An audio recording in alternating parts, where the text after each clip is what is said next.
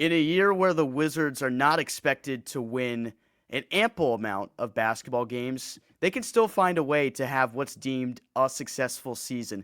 What does that look like exactly? Greg Finberg's going to help tell us that here on Locked On Wizards.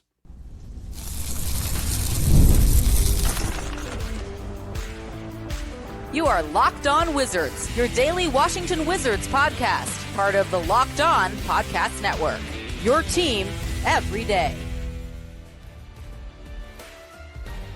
DC family, this is Locked On Wizards, where you're part of our family. We thank you for making Locked On Wizards your first listen every single day. Shout out to you everydayers that have stuck with us throughout the summer. I'm Ben Strober, one of your co-hosts here on Locked On Wizards. I cover all things DC sports for 1067 The Fan. You can follow me on Twitter or Instagram at Strober Sports. Alongside, as always, Abdul Ayyubi, the DC sports content creating savant. Check out his page, host of the DMV Sports Zone. And joining us, excited to have him back on the pod today, from Bullets Forever, Greg Finberg is back on the show. He's given us some time here before he moves back into school this weekend. So, Greg, thanks for hopping on one final time here before you head back to Penn State.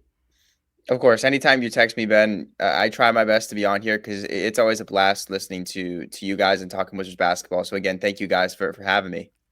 Appreciate that, and appreciate the continued Wizards coverage that you've provided now for years and will continue to do so, even though you're covering the football team at Penn State. Greg's a busy guy, everybody, so be sure to give him his flowers.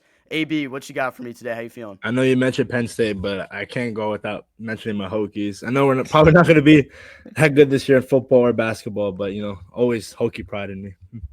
Real quick, today's episode is brought to you by Gametime. Download the Gametime app, create an account, and use code LOCKEDONNBA for $20 off your first purchase. So the win total set by FanDuel around 18.5 games this year for the Wizards. That seems like pretty much the consensus would be the same record for them as last year, 18-64. I feel like they can win a couple more games than that, but overall, I think that top 8 protected pick is something the Wizards will be extremely mindful of because of how stacked this 2026 class will be. And I think it's vital that they do stay in position to have another lottery pick and then also have the ability to swap picks with Phoenix potentially if things go south in the desert. Greg, just kind of wanted to get your thoughts right here. Obviously, it's a year where the Wizards aren't expected to win a ton of games, but what does a successful season look like in your eyes? Yeah, it's a good question. It's tough to really break it down or pinpoint it because there's so many different variables with this team. Obviously, I think for starters, record-wise, I don't think you should really be checking out like the wins and losses. I do think that this roster is probably the best roster they've had since the start of this rebuild. And it's not because they have guys like Kyle Kuzma or Jordan Poole that are going to take a lot of shots. But I think it's because they have guys like Middleton and McCollum that are, 34-year-olds by the start of the season. They're guys that can go get their own shot, but can also play in a system. I mean, the Wizards were 6-8 in the 14 games Middleton played last year, which for most teams is bad, but for the Wizards, that's a third of their win total right there in the 14 games Middleton played. McCollum got his numbers on a bad Pelicans team and still was able to play good basketball, make others around him better. So I think those two as your good veterans are a lot better, especially for the younger guys than Poole and Kuzma were. So I think in terms of production and on-court stuff, you'll see a lot better basketball. And obviously the guys will develop. But if I had to break it down, like I'd put it into 3 different categories about how I would define success for this team. The first is meaningful development. Like I think you're at the stage where Bilal Coulibaly needs to show you something. Not this October, but next October, he's extension eligible. It's a big year for him money-wise, but also for the Wizards. He needs to be able to shoot the basketball. If you see him in Eurobasket, he shot it a little bit better. I'd like for the release to be quicker, but he needs to be able to not have guys guard him with 2 feet in the paint like you saw at points last year before he got hurt. Meaningful development in terms of Sarr not taking so many threes and showing you that he can defend in the paint, showing you that he can shoot better than 40% from the field as a 7-footer. Above Carrington, Keyshawn George also need to be way more efficient on the offensive end. And so development, meaningful development, not just, I saw a couple sparks here and there, but like prolonged, these guys show that they can start and belong in the league. I think that's going to be very important to the season. And if I see that, that'll be successful.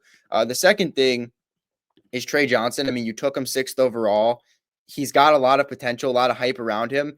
If that hype is real, like you saw in 2 summer league games, and he looks like the real deal, I'd consider that another element of success, because he's a guy you can really build around as that 2 guard of the future, someone that can always get you a bucket, could possibly be the best shooter on your team and one of the better shooters in the league. And so I think if he looks like he did in summer league throughout the season, that's another win in terms of, success. And then the third thing is finishing bottom 4. And I know people don't want to hear that, but Ben mentioned it at the top of the show. You need that pick. It's 2026.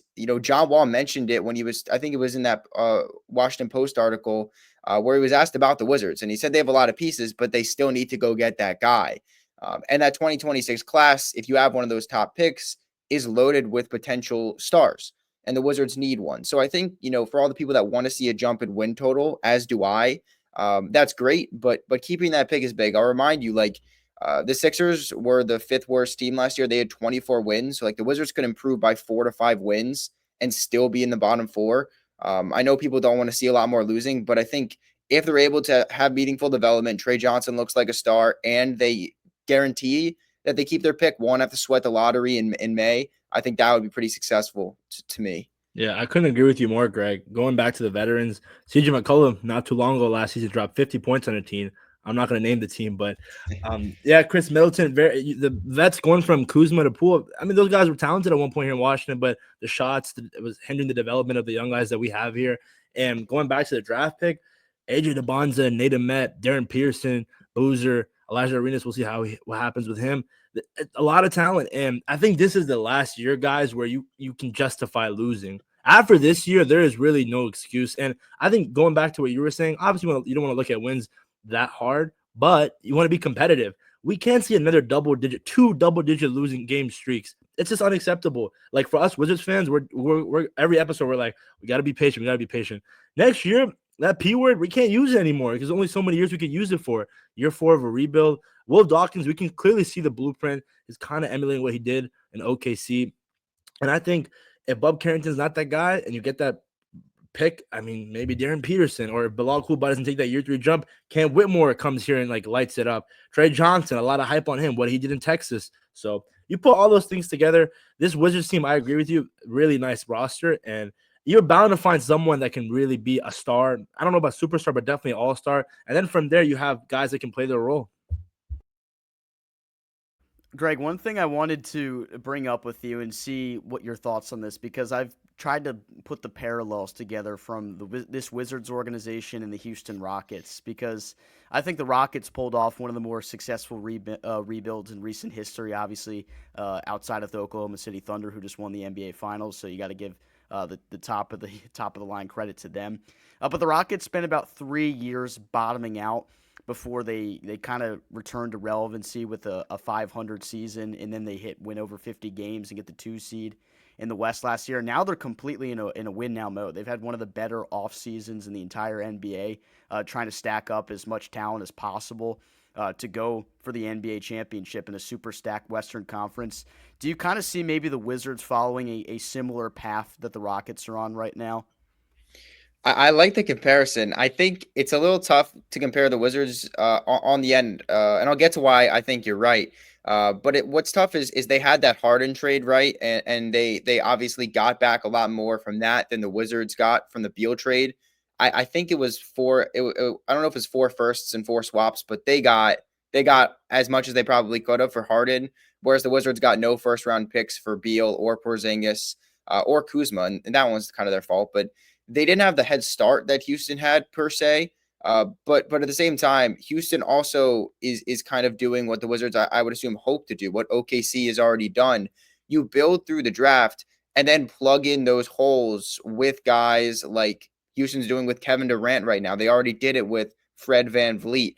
OKC obviously was good 2 years ago, but they got bounced by Dallas in the playoffs, and they went out and they got Hartenstein. They got Alex Caruso. But the majority of their top talent is from the draft. And the main thing the parallels that I see between OKC and Houston, what the Wizards want to get to, is they drafted unbelievably. I mean, Houston is not able to get Kevin Durant if Jalen Green doesn't turn out to be a really solid player. Maybe not number 2 pick worthy like they thought he'd be, but he was still really good on their team. And they were able to move him for All NBA, Hall of Famer, one of the best scorers of all time in Kevin Durant to set that rebuild apart. But they also drafted Amen Thompson, who a couple of teams had passed on, and they got him where they were, and he's been great. Perennial all defense player coming off a great year. Şengün was a outside the lottery pick that nobody really wanted in that lottery pick, and they hit on him. He was their best player this past season. And so I think, yes, the Wizards have the ability to be like that, but they got to draft. And, Bilal Coulibaly, Alex Sarr, Trey Johnson, those are all their top picks. They need to be able to pan out. And they don't always pan out. And I mean, like, there's a bunch of guys OKC has drafted, like Ousmane Dieng. Like, he doesn't play for them. He was a lottery pick right after Davis. Houston as well. Like, they brought in Dylan Brooks, and that signing wasn't the greatest. But they're able to kind of move those assets. So I do see the parallels, but the Wizards not only need to draft well and develop well, like those two teams did, they also need to bring in some veterans that complement them. That's later down the line, but it might be a little tougher for them to do that in Washington versus Houston, who has a very attractive market and a really attractive roster to go to, which is, I would assume, why Katie wanted to go there. All right, real quick, we'll take our first time out. When we come back here with Greg Finberg, we'll talk about the Wizards trying to solidify a solid backcourt here in 2025. That's next on Locked On Wizards. Have you ever decided at the last minute to head to a ball game with friends or family? Maybe it's game day and you suddenly realize you want to be in the stands with your friends. That's exactly where Gametime comes in. It's the easiest way to grab last-minute tickets without any of the stress. With the money you save on tickets, you can splurge on food, drinks, merch, or even invite a bigger group to come with you. Gametime makes all of this possible. Gametime makes buying tickets fast and simple. Prices on the app will actually drop the closer you get to first pitch. And they've got incredible last-minute deals, clear seat views, and a lowest price guarantee that takes the worry out of buying. Gametime is the official ticketing partner of Locked On MLB, making it easy to browse the app for exciting upcoming MLB games. The Nationals are back in town. Might have to go check out a game. James Wood homered today, so hopefully he gets back on track. The seat views are right in the app before you buy, so you know exactly where you'll be. Take the guesswork out of buying tickets with Gametime. Download the Gametime app, create a code, and use code LOCKEDONNBA for $20 off your first purchase. Terms apply.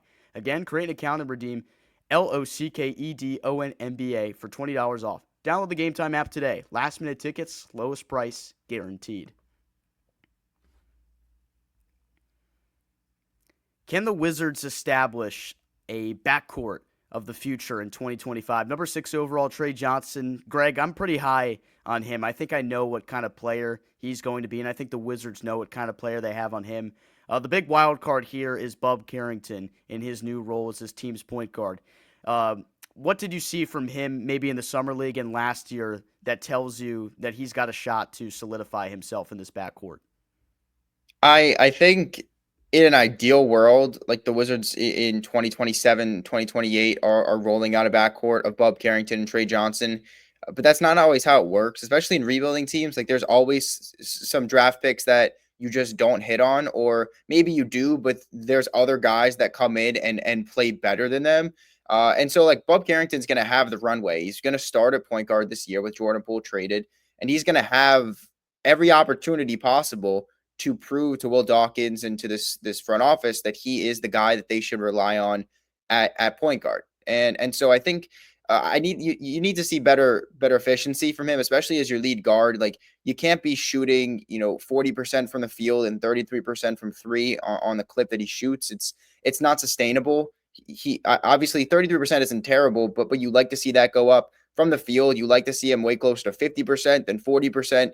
Again, he was 19 years old last year, so everyone needs to hold the phone with the Bub Carrington's too inefficient to be a number one or a point guard in the league.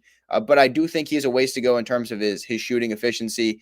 I'd also like to see him get in the paint more. Like, if you're going to be a point guard, you need to break down the defense. And I just didn't see, even in pick and rolls, where he would get 2 feet in the paint and be able to draw defenders for maybe, a pass to the roller or to a skip pass to one of the wings or the corners.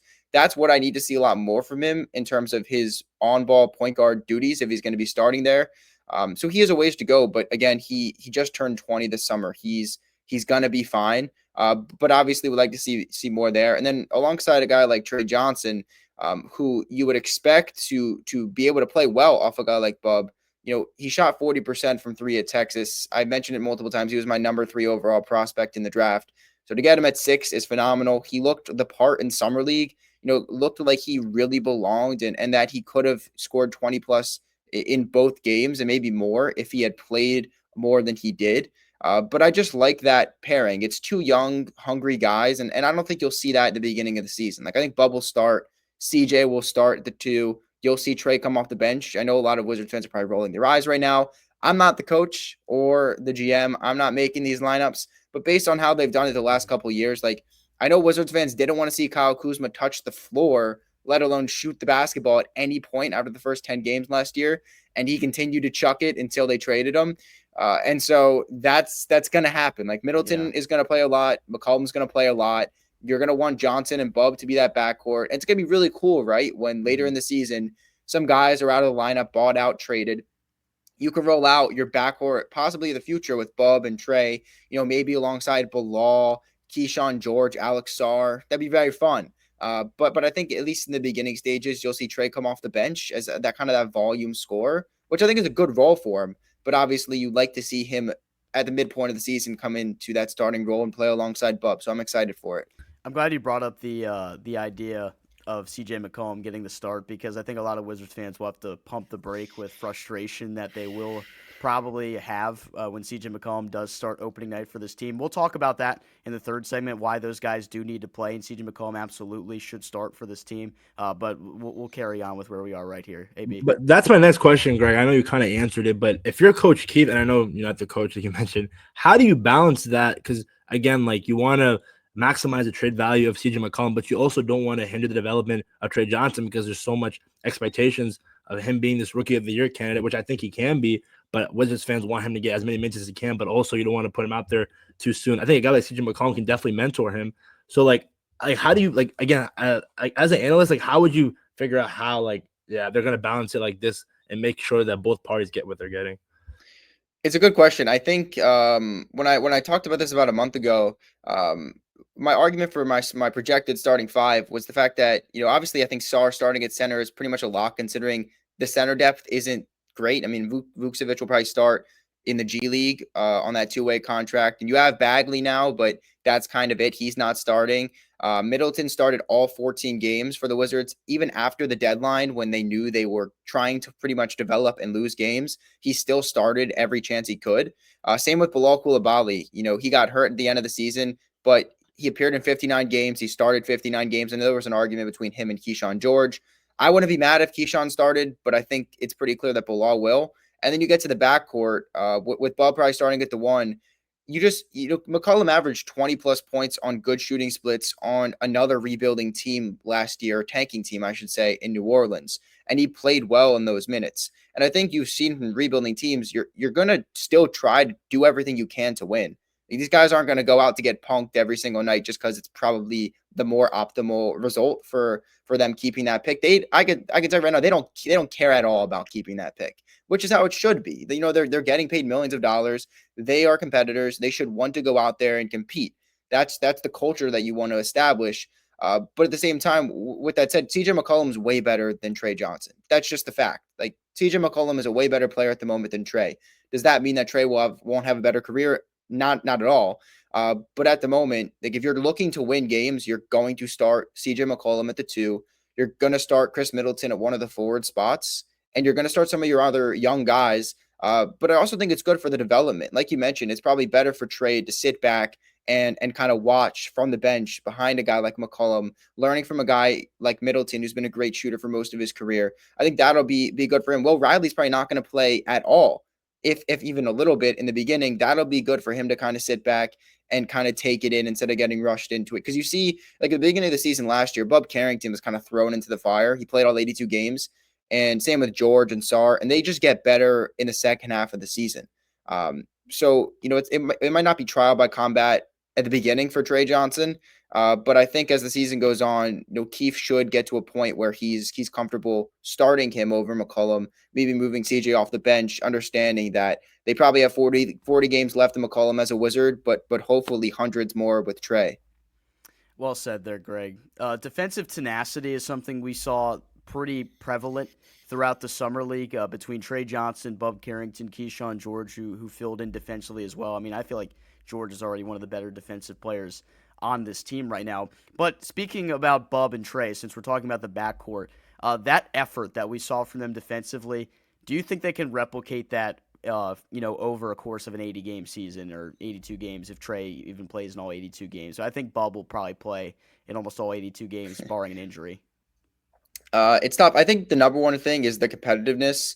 It sucks when you have to watch guys, and if you're a Wizards fan, when you have to watch guys that don't care about defending the basketball. That's how it's been a lot of the last couple of years, where guys care about getting their buckets and care about winning, but don't necessarily want it on the defensive end.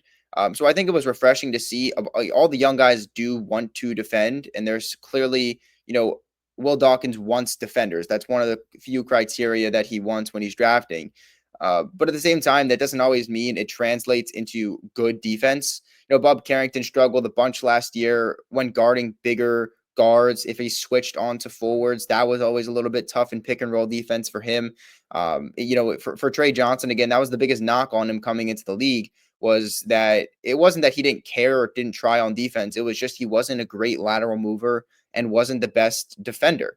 And now I think in the NBA, a lot of it's effort and IQ. Like, I think you can be really good at defense, but like Alex Caruso is not going to beat, anybody in terms of like, I'm the strongest, biggest guy here, but he just knows where the ball is going. He knows when to go for a steal. Same with a guy like Marcus Smart. They know how to play defense, and that takes time. But I also think it's effort too. So I like the effort I saw from them, and I like that they want to defend. That doesn't necessarily mean it's going to translate into meaningful defense, especially early on. This team could also struggle again on the defensive end, but it is refreshing to see that you drafted these guys and they're already coming in and showing that at least they do care about the defensive side of the ball too. Absolutely. So we talked about some of these veterans like CJ McCollum and Chris Middleton already in this segment, but what does it look like if the Wizards are able to flip those guys at the deadline? Should that be the focus for this team? I think so. Let's break it down next here on Locked On Wizards.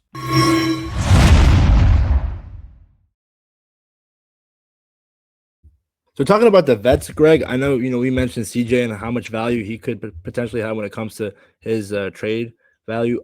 Do you think there's a possibility where him and Middleton are both gone after the deadline, kind of replicating last year where we saw AJ Johnson get a lot of reps and all the young guys, Vucevic stepping up? Is that a possibility, or do you think they keep one more than the other?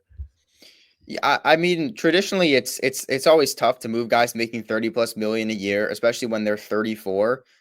What is helpful is their expiring deal. So, like, the Wizards had to, take back positive assets last year to bring in Middleton because his contract was an additional year. That's not the case this year. Like, if there's a contender that has cap space and can make it work, they can move Middleton at the deadline. Or move for him and have him for the stretch run and not be on the books for 34 million next year. Where it gets tough is like the Wizards have 2026 pretty much clear in terms of their cap space, and that's what they want. They want to have about 100 million in cap space in 2026.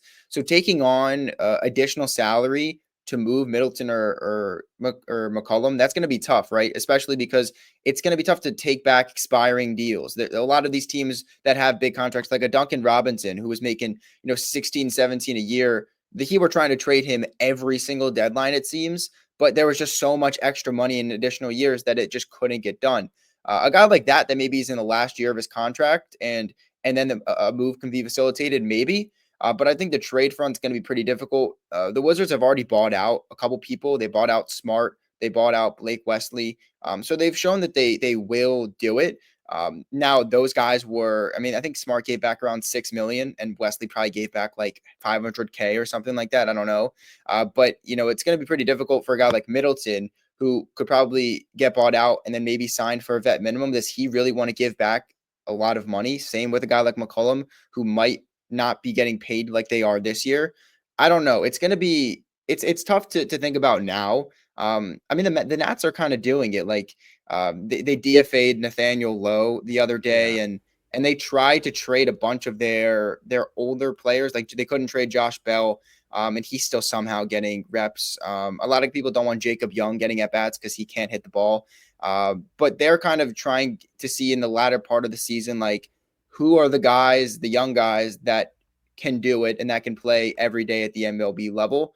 I think maybe the Wizards will do that, and they don't have to trade or buy those guys out to do that. They can just say, hey, maybe you have you want to rest some games and we can bring in some other guys, or we're going to try this lineup out, you'll have your minutes reduced. So it's difficult to move them, but I don't think it's impossible. But I Yeah. do think you'll see them slowly phased out of the big roles they have at the beginning, so that some guys like Trey Johnson, Will Riley, AJ Johnson can take those minutes.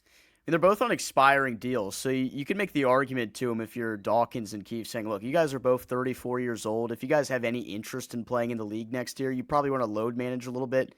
Why don't we just kind of shut you down here for the rest of the season, let some of these young guys get the work? I don't think there'd be any reservations from those two about that. One thing that I'm so interested about with the Wizards trying to flip some of these veterans is because all of the cap space they're going to have available next summer after they got Jordan Poole and Sadiq Bey off the books, projected to have over $100,000 or $100 million, in cap space available.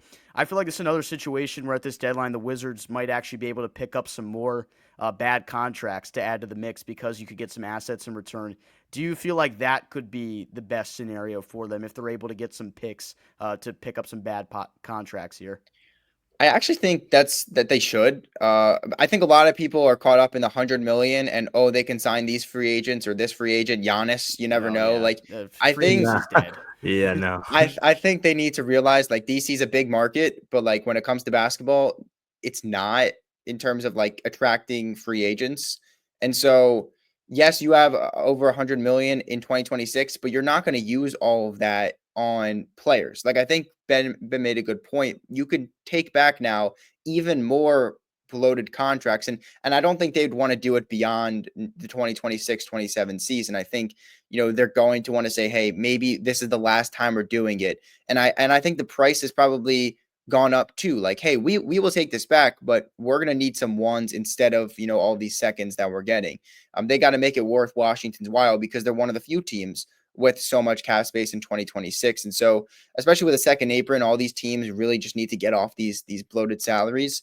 The Wizards' open cap space, I think, is more attractive to me in terms of that and getting more additional draft capital than it is in terms of that free agency, because I don't want to get my hopes up or Wizards fans' hopes up that they're going to sign the guy. That's probably not going to happen. So I think, if you can use, around 30 to 40 million of that to take back bad contracts, maybe pick up another first round pick and some other young talent, go for it, because you're not spending all that cap space. That's just not going to happen. You're not going to get that big name Giannis type free agent. That's not going to happen. I mean, if it does, then I will go on here and say that obviously I was wrong. But I think it'd be pretty smart and pretty forward thinking to use that cap space for those reasons, instead of just thinking that they can sign anybody they want because they have the money to do so. Yeah, I think after the whole Kevin Durant saga 2016, I don't think we'll ever, at least anytime in the current future, see a star coming here. But you talked about draft picks, and we'll kind of transition. This is probably our last question, Greg. Do you think there's a possibility, because the Wizards are eligible to use that pick swap with Phoenix? Do you think Phoenix could be worse than the Wizards this year, or do you think it's not going to happen? I think they're better than some people are probably saying. I again, they're paying Bradley Beal, I think over 20 million or something like that for the next 5 years. The wave and stretch is a really scary thing. Milwaukee is in the thick of it as well right now. But like, I think that they did enough to not be one of the worst teams in the league. They still have Devin Booker, who signed that huge extension. He is one of the top 20 players in the league. They had a really good draft. Like, I really do think that they got, a good haul of players. Kobe Bryant looked great in summer leagues. So did Rasheer Fleming, and obviously the lottery pick too. So like they have a lot of talent there.